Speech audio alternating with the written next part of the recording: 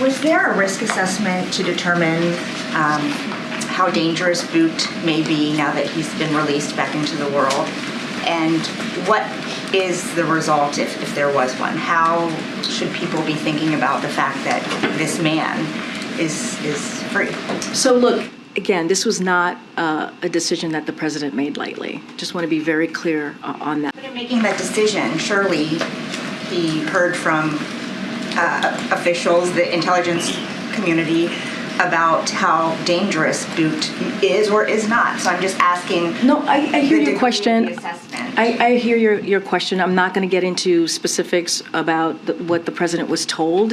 Again, this is not a decision that he made lightly. Statement that was put out that the governments of UAE and Saudi Arabia were engaged in mediating this deal. Some have drawn a link between the fact that the lawsuit was dropped just days ago against MBS for the killing of Jamal Khashoggi. What do you say to those who see a link in this broader deal? Look,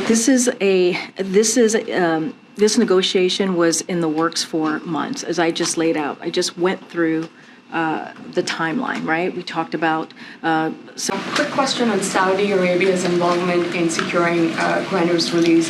How do you view the Crown Prince's involvement here? Do you view this as an act of good faith? And how do you think this will help them as the U.S. reevaluates its alliance with Saudi?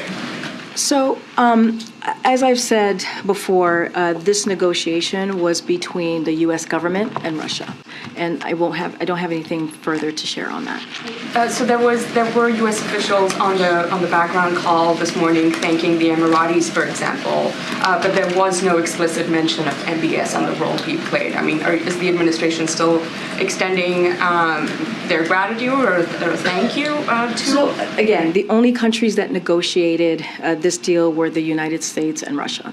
Can you clarify, when the Saudis say that the Crown Prince MBS was involved in mediation efforts to secure Griner's release, is that true?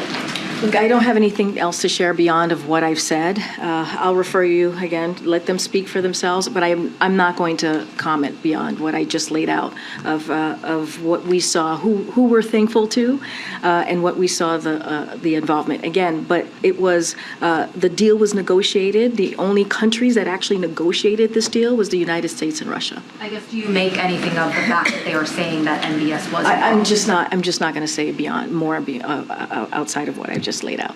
And a quick one on the Whelan family saying that the United States needs to be more aggressive in arresting Russian criminals, so there is more leverage during negotiations. One of the options is for the U.S. to arrest more Russians that, the government is sanctioning already. Is that sort of a feasible path being floated? Is that, how would you respond to that? I don't have anything more to share or anything to add or preview on your question. Look, as you know, the president recently put forward, the Biden administration expanded their toolkit.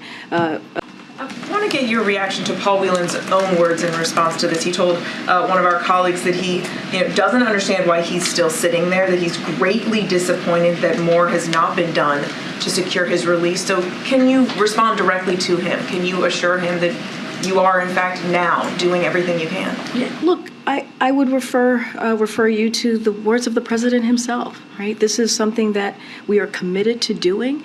And again, I'll repeat this because the president said this, and this is just repeating the president as well. It's like he understands how difficult a time this is for the family, Paul's family. He understands that. Back to what Paul Whelan told my colleague earlier, he said, I don't understand why I am still sitting here. When the senior officials spoke with Mr. Whelan earlier today, what was the explanation that was given to him on why he is still in a Russian penal colony? I mean, I laid it out. Paul Whelan is being treated differently. And because of a totally illegitimate charges that have been levied against him by the Russians. And, the Russians were not willing to negotiate in good faith for the release of Paul Whelan. Day after day, when you know that your government has failed twice, essentially painting a pretty hopeless picture for his brother.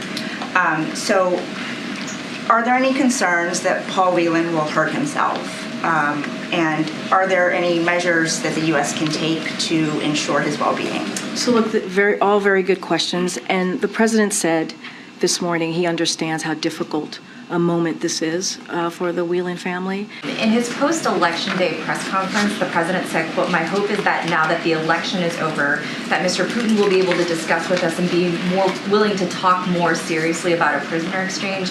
So can you discuss how precisely the end of how the talks changed after the midterms? Did Russia seem more, did their posture change? Were they kind of cognizant that the campaign season was over? Look, I'm not going to get into specifics as to your question about what was occurring to change the minds of Russia as it relates to the midterms or after, doing this after the midterms. I'm not in the business of speculating.